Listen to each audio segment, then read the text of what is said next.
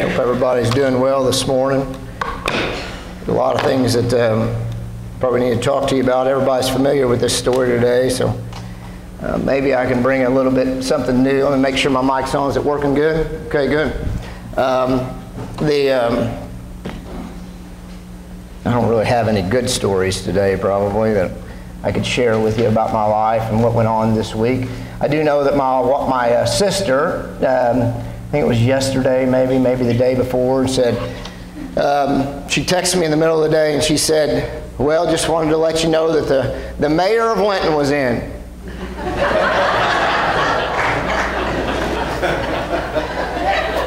That's what she said. She said the mayor of Linton was in.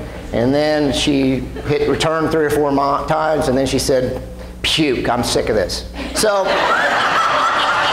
that's what she said. So she's tired of hearing about you people coming there and talking good about me. She's sick and tired of that. She's ready for this. There's nobody more ready for this to be over than she is. She's tired. No, she's a great sister, and she's a great woman of Christ. I wish you could get to know her. She's a great lady. Secondly, let's talk about that before I get emotional again. Well, you know, we talked about Thanksgiving a little bit. I got to be honest with you, and some of you that haven't been here may not know this, but you know, I have been fasting since November the 1st, and I've only been eating fruits and vegetables and nuts. I'm doing the Daniel fast, and so I've not had any meat, I've not had any potatoes, potatoes I could have, but I give that up too, and I've not had really anything. I'm going to be honest with you, I don't know how many times I can eat tomato soup, but a guy can eat tomato soup, but I've reached the limit. I can assure you that. I don't know how many times somebody can do that, but I'm there. And I'm looking forward to it. But I will tell you this, that last night my son came home, oldest son, he's a senior. He came home about 8 o'clock and we went downstairs and we were watching TV together, and he said, boy, that just doesn't look very good. And I said, you know, I'm just going to be real honest with you. I'm just eating this to fill my stomach pain. And that's the only reason I'm eating it. And I think about how many young kids have to do that every single day. That they just don't get to eat with that. I mean, how many people in here, and you don't want to name the hands, but you think about what sounds good to you. Every time that you go to eat, you look at yourself and you think, you know, what sounds good to eat tonight, and then you go eat.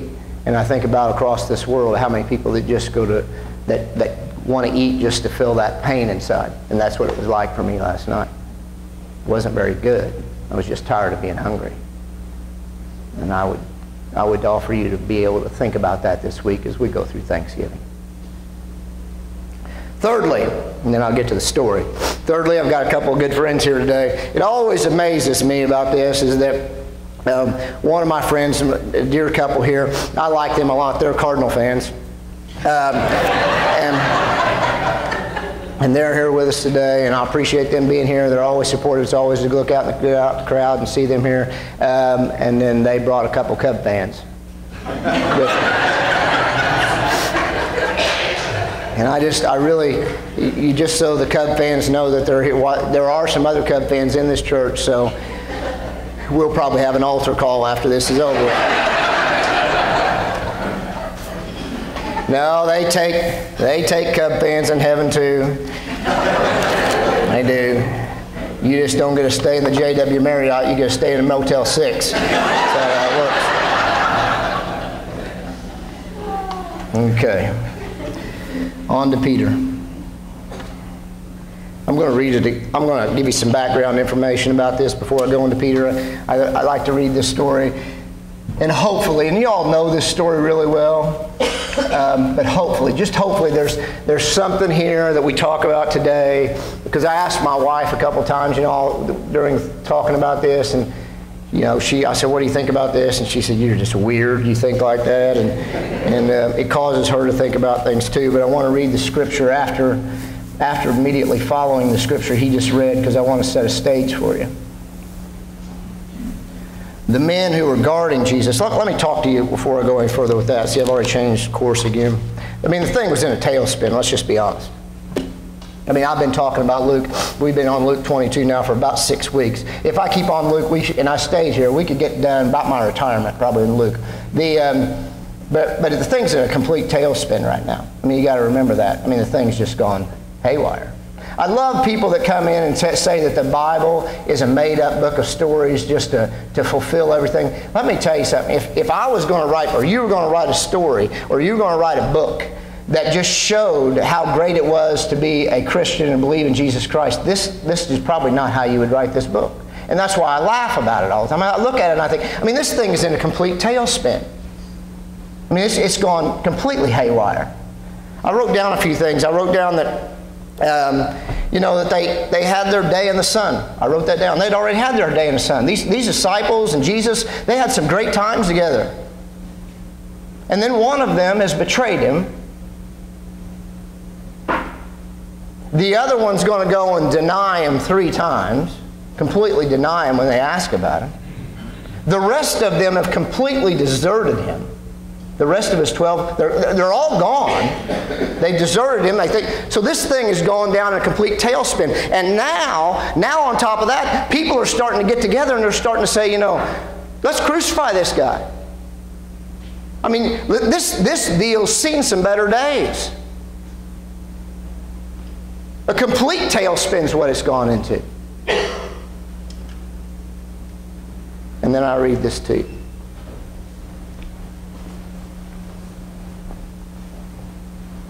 The men who were guarding Jesus after he'd been arrested began to mock him and beat him. And they had heard that he was prophesied. They had heard that he could tell the future. It's what they had heard through the stories, or maybe they'd seen it, that he prophesied and he said, here's what the future looks like. So these men blindfolded him. And they struck him with his hand. And they said, okay, go ahead and prophesy now and tell me who hit you.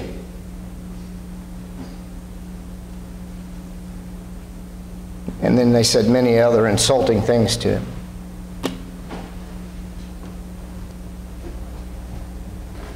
I'm not a big fan of bullying. I never have been. Some of you may sit out there and understand it a little better because maybe you're like me. Maybe you were part of that when you were growing up. Maybe you're not very proud of some of the stuff that you did to some of the people that were less fortunate than you. I don't know.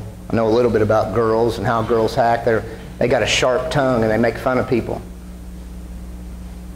But I know how boys are. Boys push, make fun of, especially on the people that are maybe not as cool as what they are, or that they think they are. And that's exactly what was happening to him. They would strike him and say, okay, big boy, you know the future, tell me who did it. And the man said nothing. He took it all, and he said nothing. Now, I tell you that story because I want you to understand this story.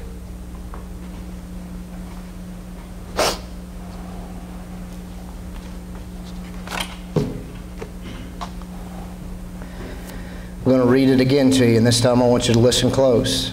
They seized him, and they led him away, and they took him into the house of the high priest. And Peter followed at a distance. I always wondered about Peter following at a distance. That's what I asked my wife the other day. That's when she said I was weird. I said, I wonder why. Well, why do you follow at a distance? I mean, why is that even in there? And if I ask you that, and I hear some people say to me, well, there's a lot of things that I think could take place, and the bottom line is you could be tough on him. You could say, well, what's he following a distance for? Why would he follow at a distance? Why don't he get up there and help him out? Why follow off at a distance? I mean, that's what it says it is. Why follow off at a distance? If you're the big boy, you're the one that says, and he said it many times, he said, look, Jesus, I don't know what's going to happen, but I'm going to tell you something. Whatever happens, I'm with you till death. I'm not leaving you. And here he is following off at a distance. And then I think about, right before they arrested him, he's pretty tough on that. He said, I'm going to be with you till death. And he did. I mean, it says so. It says that he got up and he took a sword and he cut off the guy's ear. That's what Peter did. So I think he really did want to be Mr. Tough Guy and be his best friend and hold up. But now he's following off at a distance. And I kept asking myself that, you know what, let me tell you a little bit about the compassion of Jesus Christ. You know, now just think about this. Maybe you've never thought about this. When he struck off the soldier's ear, that would have been cause to be arrested. But he wasn't even arrested. You know why he wasn't arrested? Because Jesus healed the guy's ear. It was just more compassion from Jesus. Why did he follow off at a distance? I can't put my hand around it. So here's what I want to tell you. What I came to is this. Maybe it was because of loyalty, and I think it was probably because of loyalty that he followed off at a distance. You got to give him credit. Where were the rest of them? They weren't even there. But he followed off in a distance. So at least he was doing that. Give him a little bit of loyalty. I think some of it had to be a curiosity. If you read Matthew's Gospel, I wrote it down up here. I can give it to you later if you want to know. But in Matthew's Gospel, I think it's in 23 or so, chapter 23, I believe, or something like that. It says that he followed because he wanted to see how this thing played out. I think he followed off in a distance because he was curious. He wanted to see what was going to happen. I don't think there's any question about that. And I think he loved him. I think Peter loved him enough that he wanted to see and possibly help him out some. And so that's what happened. And then I'll go read the story to you.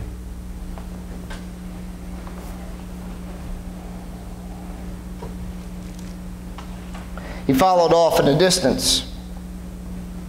And then they kindled a fire in the middle of the courtyard and sat down together, and Peter sat down with him. So I thought to myself, I wonder what Peter's thinking about as he sat down around this fire. He's sitting there thinking about all of these things and how brave he would be and because of the loyalty and all of those things that would be running through his mind as he watched Christ go into this room to be judged and what would be running through his mind. And then all of a sudden, right in the middle of that, as he's thinking about that, Peter sat down and a servant girl saw him seated there in the firelight and looked really closely at him and said, "This man was with him." Some little servant girl came up and said, "This man was with him." And he says, "Woman, I don't know him." Now I wondered to myself, how come Peter just didn't get up and walk out then? I mean, here all of a sudden, here he is at the firelight, and he's already being accused, and he said, that guy was with him, and then all of a sudden, something bad had to happen for him to deny him. So my guess is, she says, "This man was with him," and everybody kind of turned and looked at him, and he felt threatened for a little bit. I mean, there was no question that Peter said, "Look here, if I keep going on and I don't do this, they're going to arrest me and kill me." And the bottom line was Peter sold out to himself. He liked life right then a lot more than he loved Jesus. Take it for whatever it's worth, but that's exactly what he did. If not, he would have said, "Yeah, I was with him and I know him and I'm his best friend," but he didn't. He said, "Woman, I don't know him." But then I think to myself, why not just leave? You've been noticed. Why didn't he just take off? Why didn't he just leave? I mean, just go on and get out of there. And then I think there was something about a Mr. Fix-It in Peter. That all of a sudden he said, "Oh, I got that one wrong. I'm going to stick around here just a little while. And the next time they ask me, I'm going to tell him who he is, who I am, and that I know him. I'm going to fix this thing." And there again it happens again.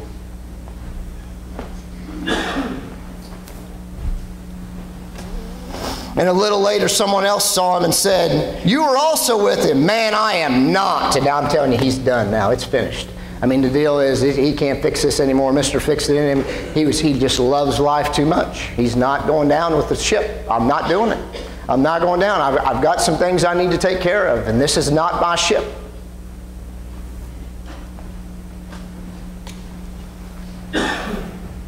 And about an hour later, someone else came up and said, "Certainly this fellow was with him, for he's a Galilean." And Peter replied, "Man, I don't know what you're talking about." And just as he was speaking,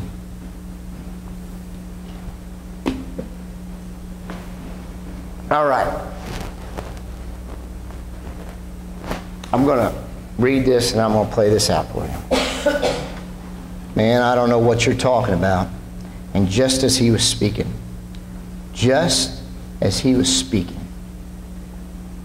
the rooster crowed. And the Lord looked straight at Peter. He looked straight at Peter. And then Peter remembered the word. And then the Lord spoke to him about the rooster. And then he went outside and he wept. So let me see this. I love movies. I love them. I watch them all the time. It's probably my passion. And so let me put this to you in a movie theme. That the camera's focused on Peter. And then all of a sudden you hear this cock crow. Cuckoo! And that picture of Peter as that cock crows, I look at that and I think about what his vision of what his face, just picture that, what his face might have looked like immediately when he heard that cock crow and he said, uh-oh. The Lord said this would happen. And then the camera goes and it focuses right in on Jesus Christ and on his face. And it says that the Lord was looking right straight at him. And I want to ask you a question. I want you to look at me and I want you to think about this. I want to ask you this question and I want you to think about it. If everybody had a piece of paper, I'd have you write it down. What do you think you saw in his face? I mean, what do you think was on Jesus' face right then? Peter knew that it had happened. Jesus told him it was going to happen.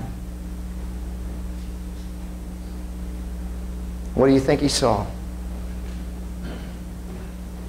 And some of you would say to me, maybe he was disappointed. And he saw disappointment. Some of you might look at me and you might say to me, I bet he was a little bit aggravated. He'd given him so many chances before. I don't think so.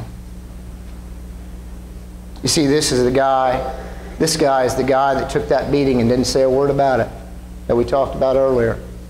Never said a word.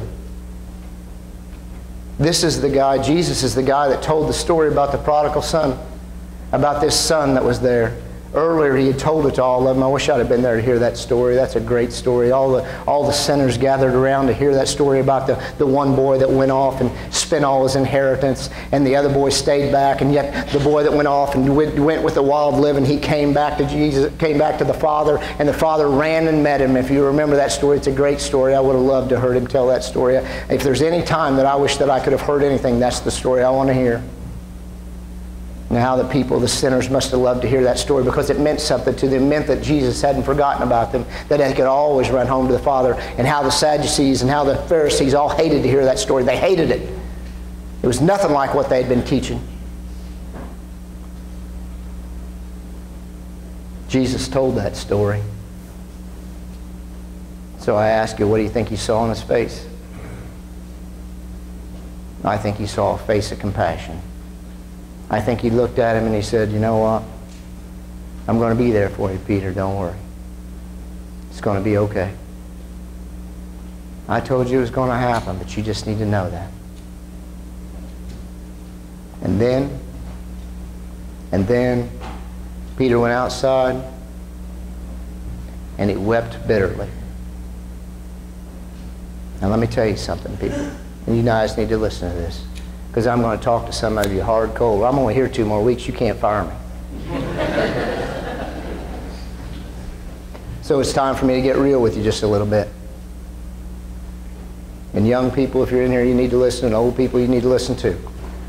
I've heard a lot of people. And people have come up to me and said, would you pray with me? And I've listened to a lot of stories. And I'm just going to tell you the flat out truth. And you need to all listen close. That a way to a relationship that you want to know Jesus Christ like you want to know Him, let me tell you something. It doesn't come until you understand failure. It doesn't come until you understand tears. You don't understand what Jesus Christ is about until you can look at yourself and you can say, you know what, I'm broken. You don't understand Jesus Christ until you finally put away the thing and said, I'm just flat weak and I can't do this on my own. And I'm here to tell you something, that on that day and in that time that Peter had, on that specific day, do you think Peter ever went by that house in Jerusalem, the time that he was in Jerusalem, and passed by that house and never thought about that? Do you think he ever could forget about that? I mean, every single time he went by that house, he thought about what he had done to Jesus. I guarantee you. Every single time. All he had to do was glaze at it, and he would have remembered the time that he had denied him 3 times. Every single time. And he went outside and he wept bitterly. And I'm telling you that Peter went on to do great things. Great things. He was a great minister. Let me tell you a little bit about Peter. At the very end of Peter's life, let me explain this to you. That they came to him and they told him, I want you to deny him. I want you to forget about Jesus Christ. And they said, I'm not going to do it. And this is what they did. They said, well, if you don't do it, we're going to crucify your wife. I won't do it. And they crucified her in front of him. And he never denied her. That's the part of the story you don't know. And then they looked at him and they said to him this time, this is what I'm going to do. We're going to crucify you next. And he wouldn't deny him. And they hung him on a cross. And he looked at them and he said this, that's fine. But don't put me right side up. You crucify me right side down. Upside down, because I'm not worthy to hang like my Savior was. And they did. I'm here to tell you something, that on that day that he thought that he messed everything up, on the day that he thought that he messed everything up, that he finally came to grips that he couldn't do it anymore. You see, that stallion had never been broke before. Peter was never broke. He was always one of his men, but he never understood that. He never broke down. He never started to cry. You guys up there that have never ever set yourself up, and I'm telling you this right now, if you are sitting there and you've never ever cried about the things that you've done wrong and your weaknesses, and you've given all that stuff up to Jesus Christ, I'm here to tell you something. You don't know him. You're Peter. And when Peter went outside and he wept bitterly, he understood this. He finally understood this one thing. He understood this, that I need him more than I need myself, because I can't handle this. And it changed his life. And it will change your life. You want to know that kind of peace? You want a real relationship with him? You got to understand that first. Because it's the antithesis of what the world tells you. And you need to tell your children this, and your grandchildren this. The world tells you to be tough. The world tells you to be full of it and laugh all the time and be friendly all the time. The world tells you that you need to go out there and you just need to be that tough person. That's what the world tells you. You listen to it all the time. That's what it says. And the bottom line is this. That if the overall objective, listen to this, if the overall objective to life is that you need to be more dependent upon God, that you need to rely more upon him, that you need to be more dependent upon God, if that's the objective, then being weak, that's an advantage. That understanding that you can't do it all yourself, that's an advantage.